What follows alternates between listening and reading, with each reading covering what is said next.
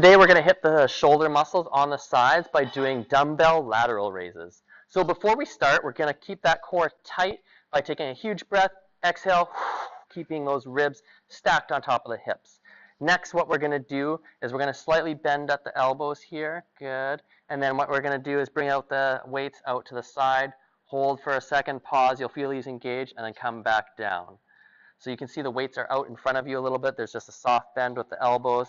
Ribs are stacked on top of itself. Good. And then come back down. Again, exhale, pause, and then come back down. If you want to make it even harder, come up to this again. This time, as you lower it, you're only going to come to here. All the way down, slow, slow, slow, slow, back up. So now the time under tension on the muscle never gets a break. Typically, we see so many people going right back down to here and then starting with too much momentum. So bring it back down to your side slowly and try and use momentum. Show me how you cheat. There you go. And then there's too much bending instantly here. Good.